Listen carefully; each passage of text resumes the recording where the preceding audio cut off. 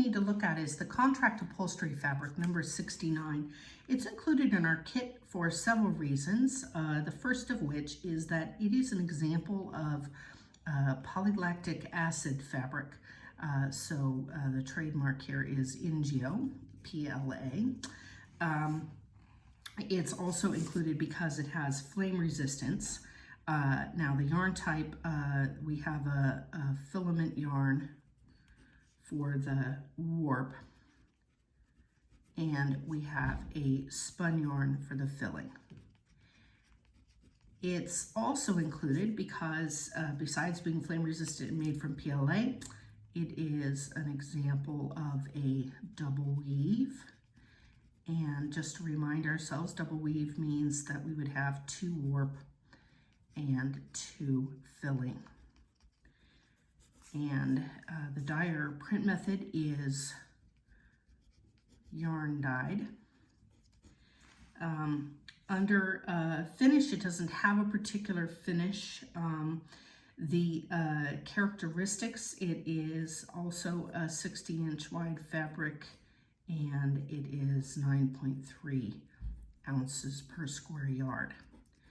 But I think the important thing, besides the possible end use, one end use, the one that this was actually used for, is cubicle panels.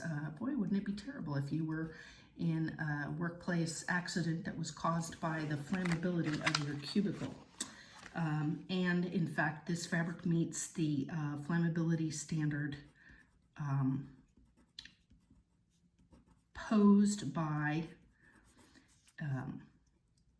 ASTM, which stands for American Society for Testing and Materials, Section E, Method 84, and this is rated as a Class A fabric, so interior designers especially will want to know about this one.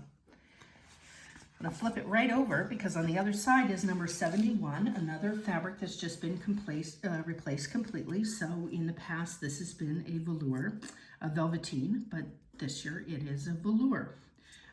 It has a slightly complex fiber content, so I'm going to have to be very small and careful in my writing here.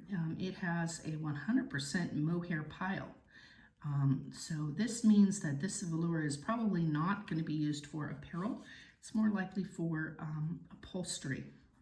54% cotton and 46% mohair base. And part of the reason for that, the mohair is has very low cohesion, and so the fibers just pull out very easily, and so we need to blend it with the cotton in order to make a sturdier base. Now its yarn type is in fact all spun, which makes sense given that those are all natural fibers. The construction method is a warp pile weave that is then cut. It was fiber dyed. It has to be, and because these the pile is very loose, and so each fiber needs to be the right depth of color. The finish is shearing and then brushing. So shearing made it all level, and then brushing pushed the pile back up. Characteristics, this fabric was 54 inches wide and much heavier, 18.8 ounces per square yard. And so that's all that we know about it. Some possible end uses, as I mentioned before, is upholstery. All right, and then last but not least is number 102. This one has also changed substantially over the years and is no longer what it was in the previous. This new one is now called a flocked pile. So this is an example of flocking.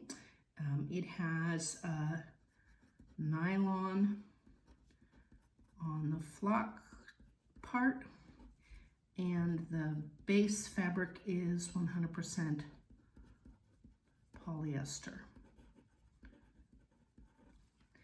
The yarn type used where yarn is used. So sorry there. It's hard to talk and write at the same time. I'm not a librarian. I guess librarians read upside down, but you get the idea. So the flocking is on the front, this aqua blue, and on the back we can see that it's a different, much shinier fabric on the back. So this is the base that's made from polyester, and then this is the nylon flock that's been glued on. We have a construction method, which is that this is called a composite fabric. And of course, it was made by the flocking method. The flocking is fiber dyed.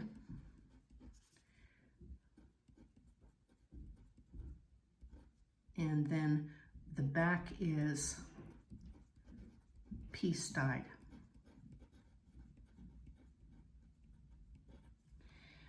The finish, we've said it a million times now, but the finish is flocking.